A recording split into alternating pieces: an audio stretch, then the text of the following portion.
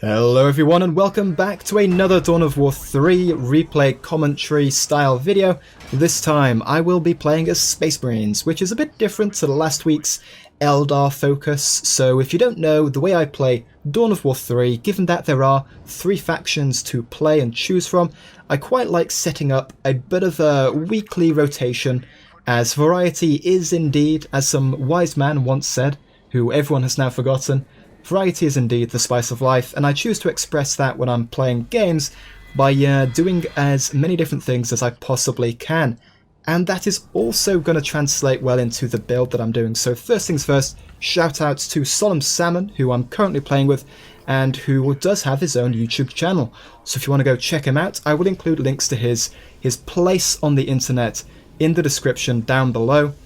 And yeah, the build that I'm doing, back onto the topic of variety, it won't be the ultra meta build of Assault Marines plus Scouts, in addition to the command doctrine accessible by the Venerable Dreadnought once he gets into either level 3 or, if you don't equip him, at level 8, which gives your already very good Assault Marines the sort of quite powerful microball ability that they otherwise wouldn't have, the Assault Leap, which is a leap that leaps them over a target unit that then just does some damage. It gives them extra damage, another move that makes them more mobile, on top of them already being very mobile themselves, and that coupled with the stun effects, the CC crowd control effects of the Scouts, is a very powerful combination, and thus is the current meta build. Because the Assault Marine is a hell of a powerful tier 1 unit, and by having that command doctrine you just make it even better than it already was. And it's super proactive. You can jump on heavy weapons teams, you know, heavy bolter devastator squads, dark reapers, death gun looter squads for the orcs. All of those are absolute prey to the Assault Marine, as you know, to some extent they should be. Assault Marines intended to be this movement based unit, I guess, that in Dawn of War has essentially always been quite powerful, really, to the extent of my knowledge.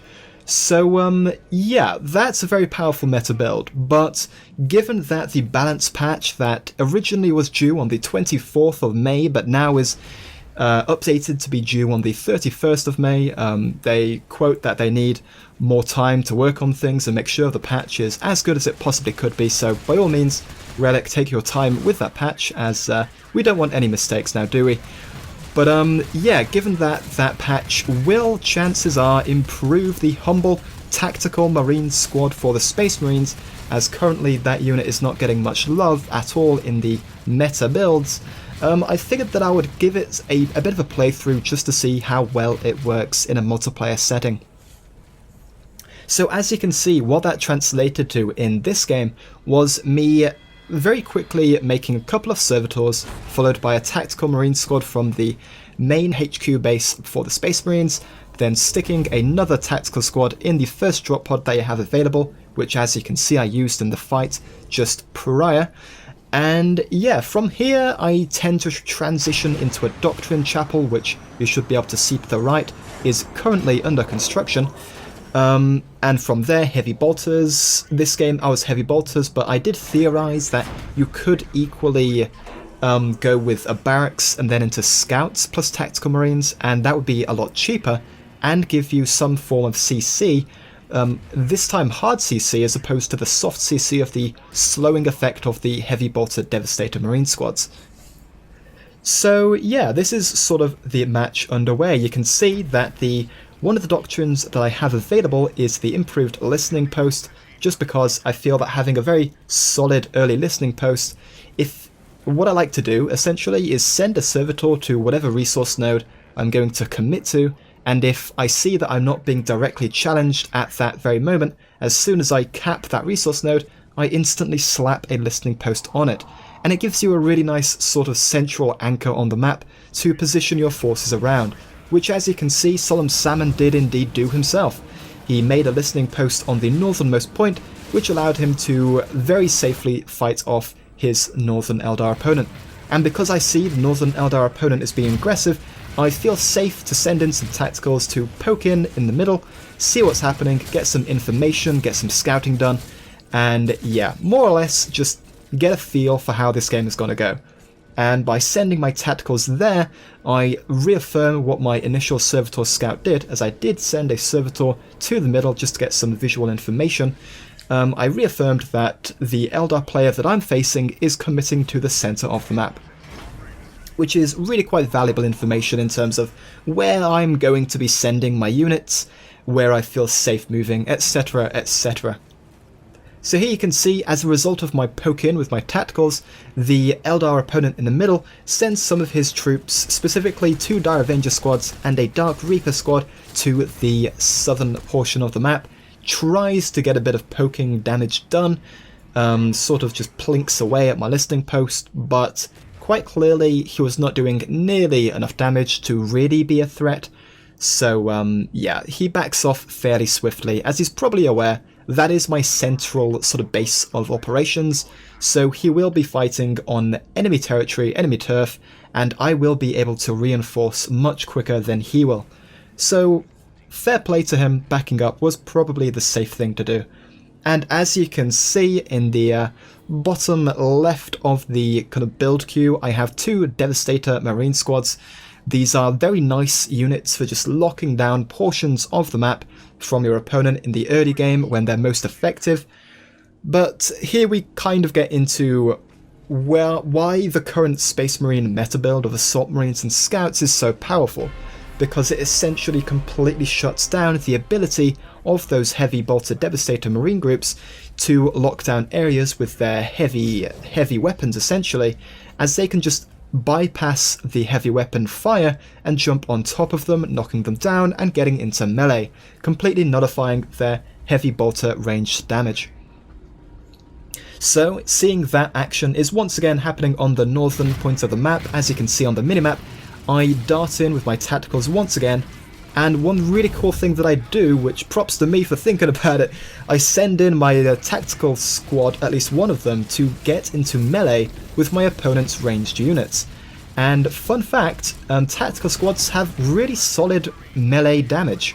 It's definitely higher than any other ranged unit in tier 1, which means that they can, coupled with their higher than average health, really put the hurt on other ranged squads. If I was being really smart about it, you could argue that I should have meleeed the Dark Reaper squad instead of the Dire Avenger squad, but regardless, meleeing one of those squads completely shut down its ranged firepower, which, given that it is a ranged squad, really nullified the bulk of its utility and power on the battlefield. So as you can see, Jane Zar does get called in, so naturally playing it safe is a good idea. Jane Zar being a 4-cost elite, I only have Jonah, so she is, you know, mathematically, statistically, damage-wise, more powerful than Jonah, or at least should be, and so backing up is definitely the best way to play that situation just there. Something you might have noticed is that I am also equipped with the Tireless Tactical Marine Doctrine. This doctrine allows your tactical marines to run extremely, almost alarmingly fast when they're outside of combat. So naturally this is no use in an actual fight because they will have shot something and the doctrine will be disabled. But before getting to a fight and moving to a fight, or moving say to a shield generator, to an objective, this doctrine is really golden. It's surprisingly effective.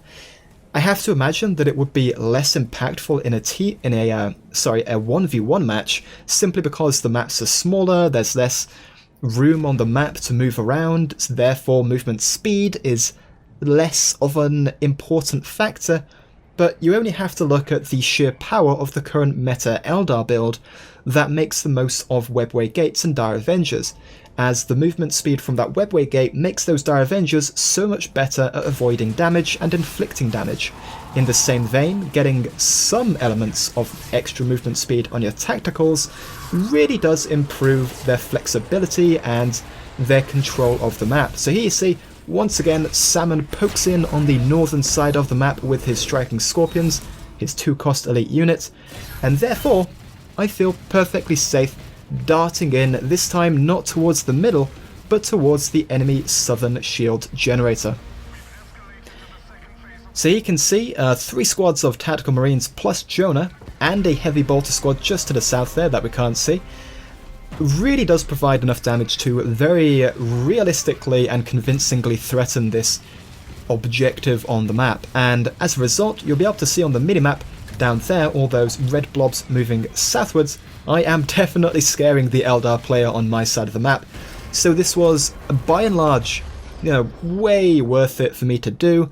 Essentially, by Salmon, my teammate, buying me time, I was able to get a very significant objective on the map secured. That gave us extra resources, extra requisition, extra power, one additional elite point, which just fuels our advantage. And this is on top of the fact that we have held the northernmost resource point in addition to the southernmost resource point for the entirety of this match.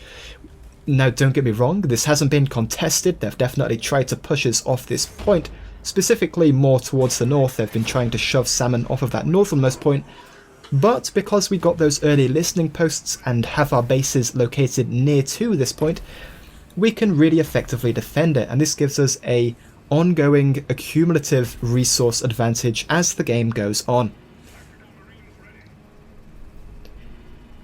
So yeah, a very good start of the game, to be honest, those first 10 minutes. And one thing that might be worth taking away from this is that Escalation Phase 1 ends at 10 minutes exactly. So something that I've learned playing, well, specifically playing the night when I made these games, I think we played something like 8 multiplayer games back to back, went on a few win streaks, went on a few loss streaks, as you do. But one thing that I realised was that you don't actually want to tech up to tier 2 too quickly. Teching up too quickly can actually be a negative on your side of the battlefield, because realistically the power that you have won't be enough to build many tier 2 units in Escalation Phase 1, as pre-Escalation Phase 2 your generators will be only doing, the initial generation that they do. Going into Escalation Phase 2, they actually increase in efficiency of resource gathering. So that's why in later escalation phases you gain more power. And power is the real key for making expensive tier 2 units, such as the beefy and very punchy Dreadnought. As you can see here, I call him in, essentially get in a boxing match with this ring with Jane Czar. Unfortunately she darts out. The enemy Eldar player actually calls in his Eldritch Storm, so that's a bit of an alarm bell if I was paying attention here, as the Eldritch Storm is locked behind tier 3. So what that means is that at least one of those Eldar players on the other team are at tier 3 already, and what's the time? 13 minutes in the game? That is incredibly early for such a move. So quite clearly something is going on here that it would be worth my time to recognise. But once again, the Dreadnought is kicking absolute ass here. You can see he's just walloping those Wraithguard, as he does do anti-vehicular damage. And the Wraithguard actually count as vehicles in terms of their armor class.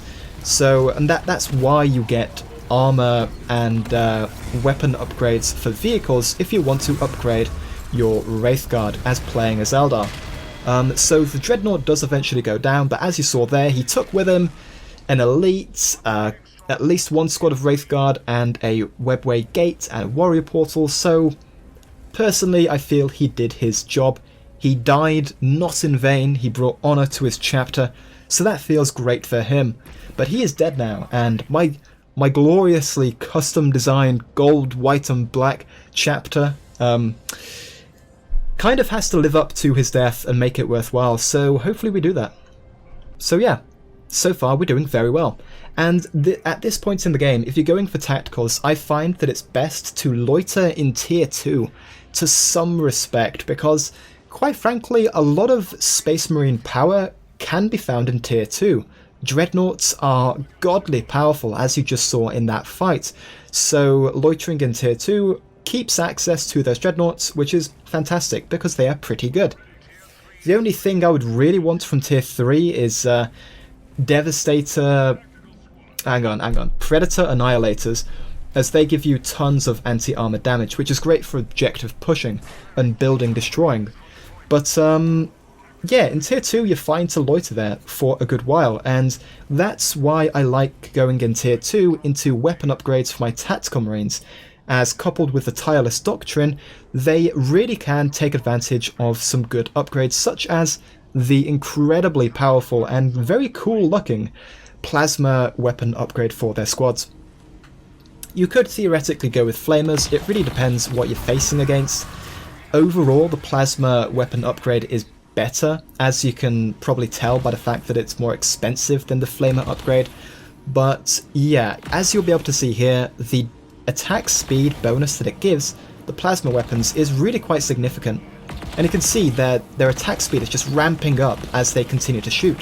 And that is how plasma has been designed in this game, different to previous Dawn of War games. In this game, there is an overheating mechanic for plasma weapons, but as they fire, they actually increase in attack speed as they heat up, almost as if the weapon is just sort of warming up and the ancient technology is sort of getting in with the fight. It's sort of warmed up, it's lubricated, you know, until eventually it gets overheated and potentially explodes if you roll a 1. Little bit of a tabletop reference there for all of you folks at home. So here we go, backing up, and Salmon, as you can see in the sneaky bushes right there, he did have a webway gate, so he is intending to do some sneaky stuff with me here. And now that we had taken out the shield generator down south, it is perfectly viable for us to just push objectives, as the objectives are how you win, and if we can take out the enemy turret on the south side, which is what we're sort of grouping up down south here to do, we can really expose their power core to a future push, which particularly when you've got an Eldar on your team with the ability to teleport through webway gates, you can really make quite scary objective focused pushes, which I have shown on this channel before, and which Salmon does love to do. So as you can see there, I actually managed to dodge the Tactical Marines from the laser whatever shot from that turret for the opponent's base. How it works, that turret, is eventually it locks on to a unit, whatever that unit is placed, and stops tracking them. So as soon as it locks down its shot, you can continue moving sideways and actually dodge it, which is pretty sick. So I call in my chapter banner, which coupled with the Jonah Orion presence doctrine actually calls in essentially his ring of power thing, which blocks movement inside, just to protect some of my units from the incoming Jane Czar, her being a very powerful melee elite unit. So blocking her from getting into melee is definitely in my favour, which is what I managed to do. Fortunately, we do get to take out the opponent's turret on the southern side of the map, and Salmon's Falcons, very powerful vehicles, as I've also mentioned on this channel before. He does get those out, which is pretty good for him because they're quite expensive. I think it's something like 275 power, so definitely not cheap units. So if you can stop them from dying, that is definitely going to help your team out, so pretty glad that he managed to do that. So here you can see, after pushing us off of the turret push that we just did, they also decide to transition that counter push into an assault, an all-out assault on my southern base here, which definitely sucks, but this is the base where I've set up shop, and therefore I've got a lot of defences here. I've got my turret, the listening post, I've got drop pods ready and waiting, I've got some heavy bolter squads, so yeah. I managed to drop in the Dreadnought, he 3 punches down that fire prism there. I think he got 1 hit on the rear armour, which is why it went down so fast. And the second Dreadnought comes in, and as we saw earlier, Dreadnoughts love to feast on the crunchy Wraithbone bones of Wraithguard. And this is what they do. The Wraithguard go down very quickly indeed, to the mighty fists of those very fancy, dancy Dreadnoughts. So here we go, lots of Tactical Marines, most of them upgraded with Plasma. 3 squads that aren't, but that's fine. I can upgrade those later. As you can see, I've got some power like just waiting to be used, just waiting on my requisition to catch up with this. And this is the moment where I make a hell of a micro mistake, if you want to call it that. So here I forget to move my tacticals, and off screen they are getting hideously murdered. So this was probably the worst point in the game, gameplay wise, from me. losing a lot of units needlessly.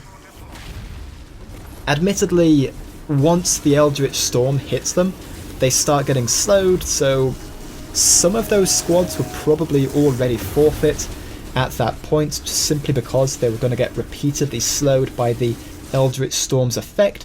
But regardless, I probably could have played that better. On the plus side, I do have a Deathstorm drop pod ready in the wings should I want to use it, and I will do so shortly.